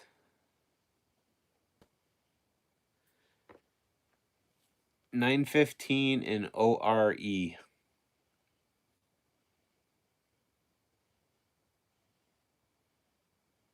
12:15. Okay.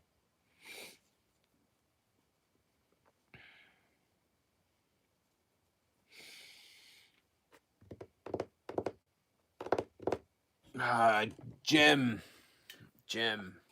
So bow tie inlays. A lot of you have been hanging in here. Some of you have shown up. So coffee table build, guys. Got 5 bow ties here. Whoop. 3 on top. This is a piece of butternut. It's about 2 inches thick. It is heavier than crap. That is a root base. Oh, let's come around to this side. All right, I'm going to start moving slow like I'm old because I'm tired and I don't want to be tripping. All right. Waterfall. Waterfall. And we got this root base. And I am hoping I will have time to implement this beautiful piece of maple. Look at that. Ah, look at that curly maple. So beautiful. Into building a drawer underneath in here. So maybe tomorrow. Yeah, upstate New York. The show is going to be in Blue Mountain Lake, New York at the Adirondack Experience, it's called, or Adirondack Museum. Ah, crud, I unplugged. I gotta, hold on, guys. Hang with me. I gotta block this thing again. I'm always worried my phone's gonna die when we're live.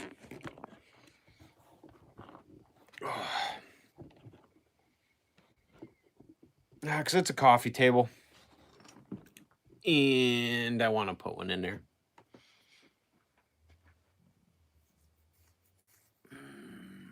Sounds far from Mass.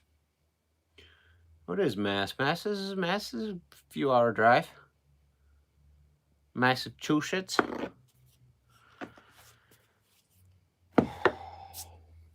Oh, wait, like 4 hours from New York. Adirondack Mountains. I mean, I can be in the Adirondacks in about a good 20 minutes. Like I can be in the foothill. I'm like kind of in the foothills now. Thanks, Anna.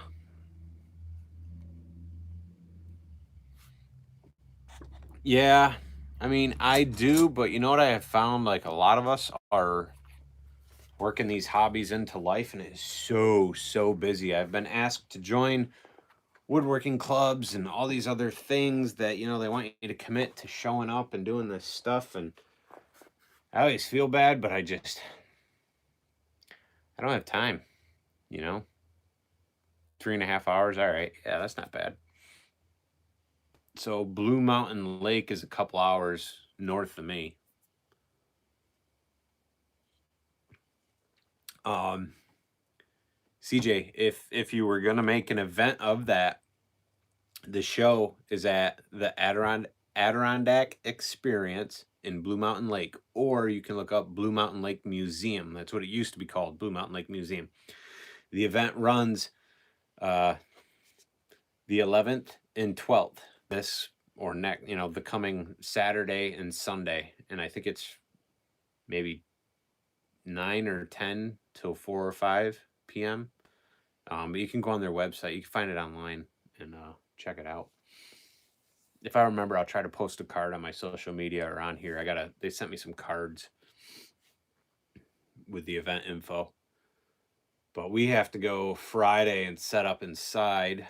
There's still just so much to do. I got to get this done and then finish, you know, hopefully that drawer, finish that other table I showed you guys earlier. And then build little platforms out of 2x4s and plywood. That'll be like the width of the project and the length to just kind of hold it up. Now we're bringing more furniture than the booth can hold because I have found in this setting, yeah, and there is a fee to go in, just so you know. I can't remember how much, but there is a small fee. Their website covers all that.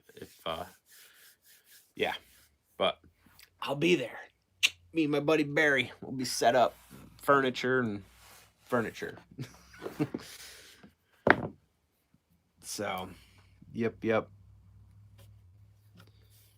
I was saying something. I don't know what the heck I was talking about.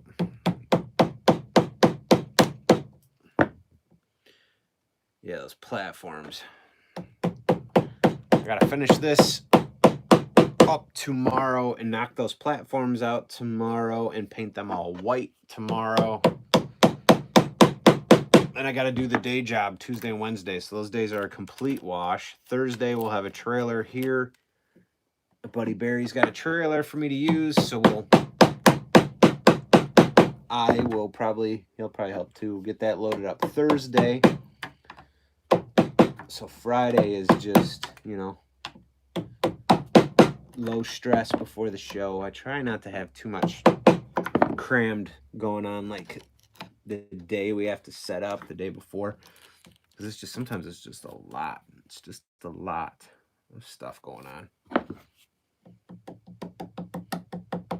Oh yeah, please don't break. Thank you.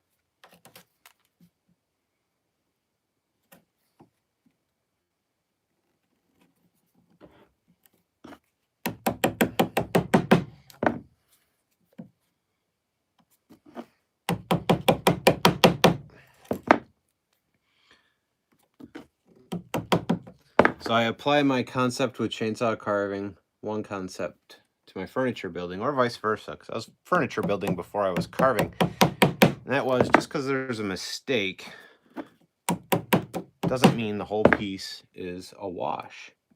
You know, like this edge up here is goofed up. I wanted a nice, tight, 90-degree, perfect seam. Didn't work out that way. I had somewhere to be. I clamped it up. I walked away. I left. Went to wherever. Came back. Glue was dry. And was like, well, that's that. Don't have time to recut it. I don't have time to do all the joinery again that's holding it together, because it's not just glue up here. There's joints in there. And just don't have time. So it's like, okay, what can I do to make this piece work, you know? And when I make the sale, hoping to make a sale, I'm just saying when I make the sale, I will sell it that way as well. You know, they'll be like, oh, this is neat. We'll give you that idea. I goofed up, fixed it. I don't give people a bunch of bull. If I messed up, I messed up. You know? But I only feed it to them if they ask. Like, excuse me, geez. They ask, you know, why is this piece this way, or why does this look this way? I'll let them know. If they don't ask, I don't bring it up. You know what I'm saying? Do the same thing with your carvings. Hey, new floors. There you go. Those aren't too bad. What are you doing, floating floors? Click, snap together. Those go together pretty fast. Pretty fast. I've done a few of those floors. I'm that, you know, jack of all trades, master of none sort of title.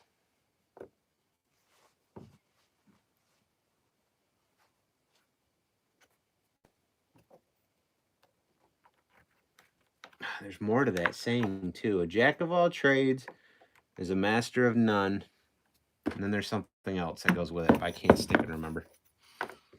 It sounds good when it's all said together though.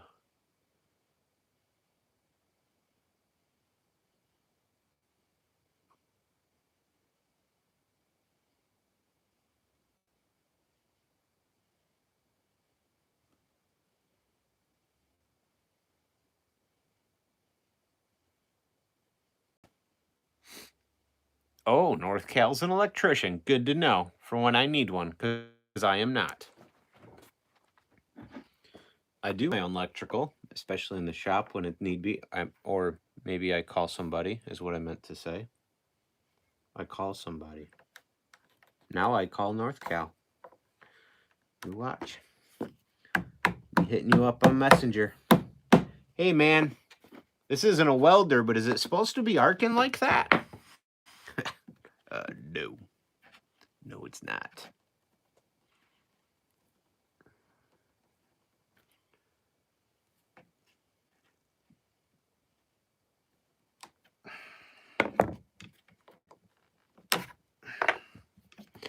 Oh, just a little trim. Oh, trim it.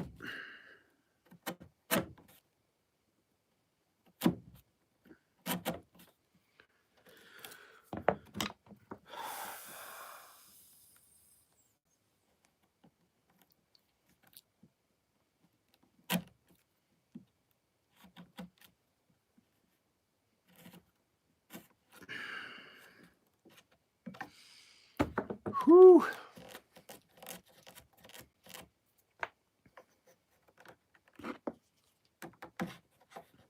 Just tap, taparoo. Oh yeah, we got a winner. We got a winner. 3 more. Good gravy. Good gravy. Why did I choose 9? I should have picked like 2 of these and called it a day.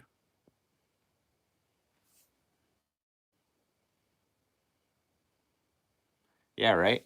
What is the rest of that saying? Anybody know the rest of that saying? Yeah, North Cal, snap together floors. They fly. Heck yeah, Matt. Handmade.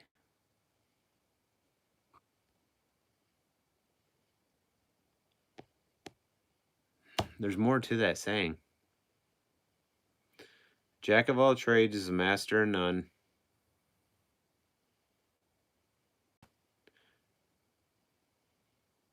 Yeah, Jack of all trades is a master of none. But a master of something. Dang it. But it's something like, but a master of one is still only a master of one, or something like that. I can't remember. Basically, yeah, but it doesn't sound right. It doesn't flow right. I feel like there's something in there's not right. That's basically it, though. A master of one is still only a master of one, but a jack of all trades, you got your hand in all of them. But it's worded better. It flows better when it's said right.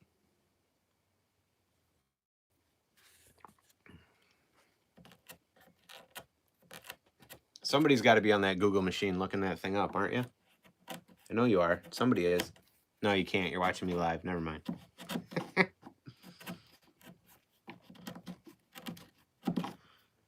Oh, guys, I got a merch shelf now. Just kidding. This ain't a merch shirt. I don't have any yet. I got to order some through Teespring. I'm going to work on some more designs. I want to make some that say grip 'em and rip 'em. We'll put some chainsaws on there. Don't tell anybody else. Don't anybody else steal my design.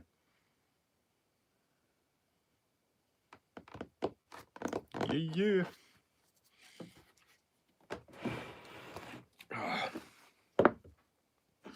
Oh, this one's low. It feels way too low. Way too low.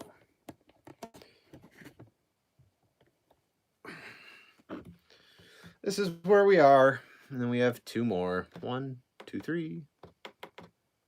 Yes. Master of none.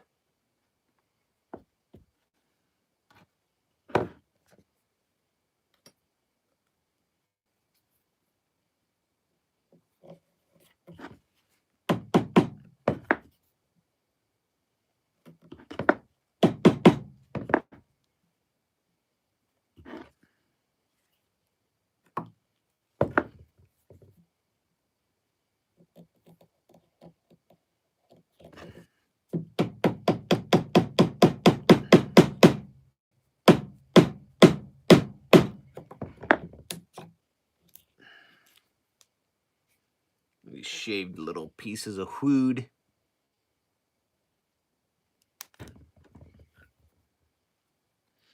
Anybody ever get to that time of night where you're like, I've been awake for too many hours? What is the longest What's the longest stretch you've been awake with no sleep? And if you did sleep, it was like 5 to 15 minute nap. Yeah, sleep drunk. Yep, CJ. Yeah, yep. You said it. What's the longest stretch you've done? Guys, the longest. What is your longest stretch being awake?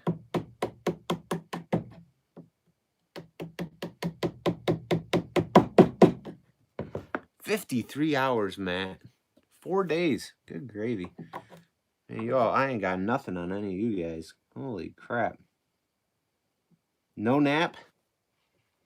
53 hours and 4 days with no nap, no nothing, just awake. You guys are animals. Animals.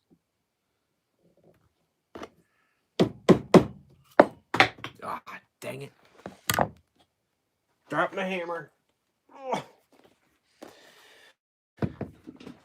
This one's a little low. I have a tough time in here.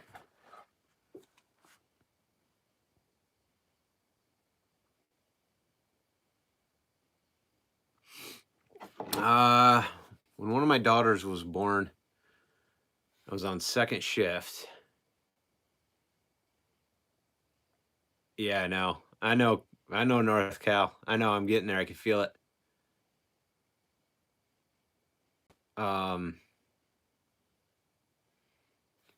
What did I do? 32? I did 32 hours.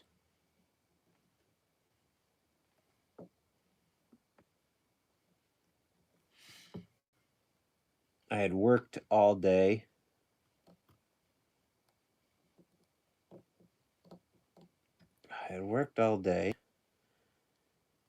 Came home. My wife said, "Hey, I think we're having this kid." And we got in the car and went to the hospital. And we were up till the morning. So maybe I wasn't on nights yet, or second shift. I can't remember now. But I remember I was up 32 hours for that. And caught a 15-minute nap after 32 hours. And then was up for like, I don't know, a few more hours. And then I had gone home and napped for 2 hours and then came back. That was fun. Having a baby was worth it though.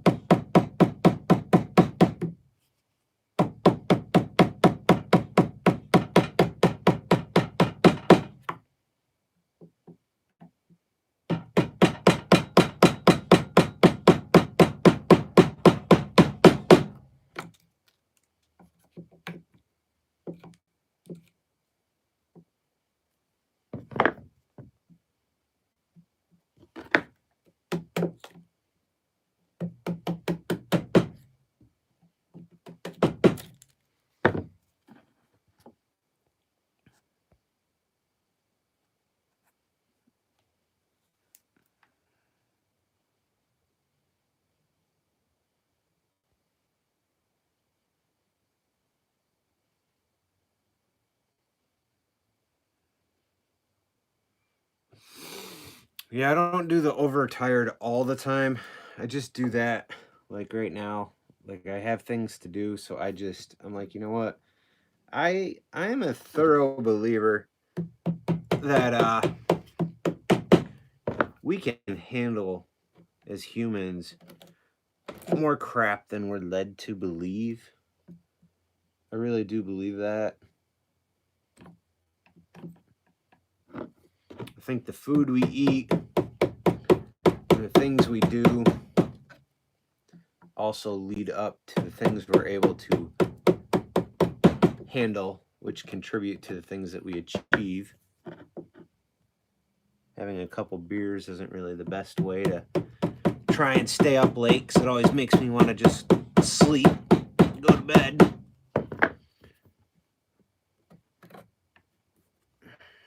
But whatever.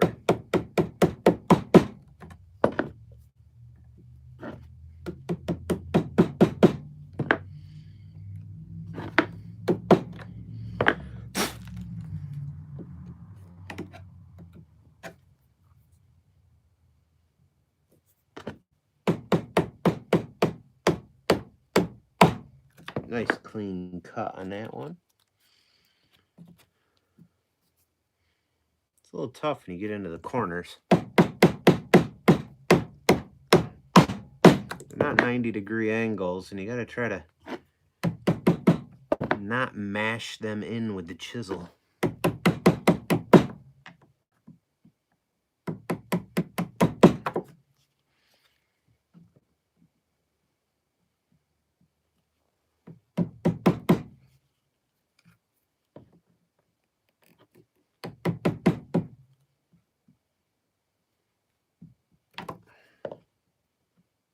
Come on, butthead, get in there.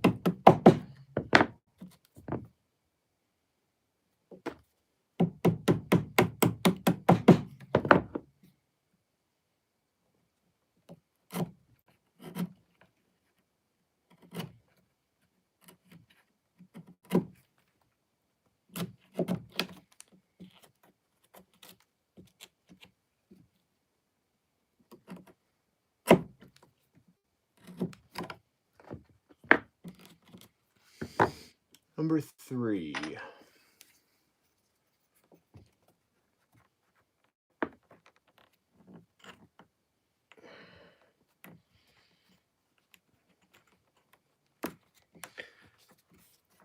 Not bad for a sleep drunk guy.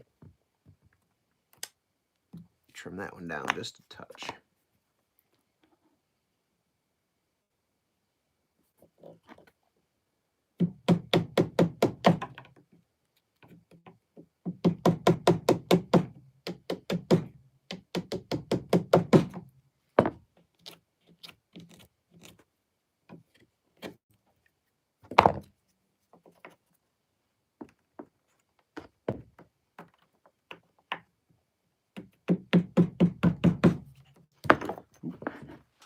I'm at a bad angle here. Let's see.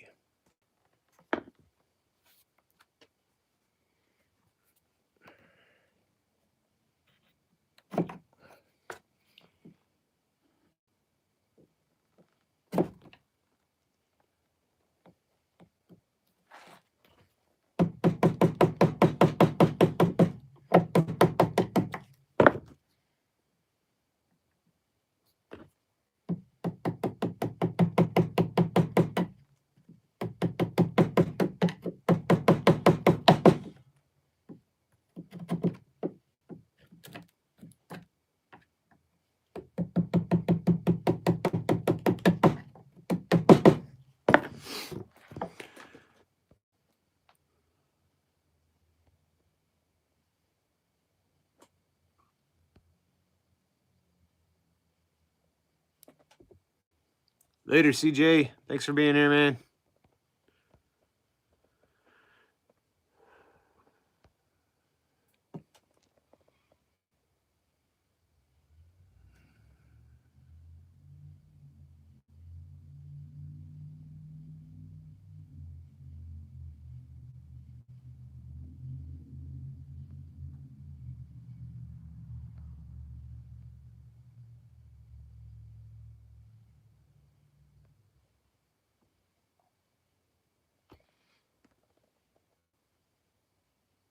Busy, busy. Good stuff, man. Nice to be busy.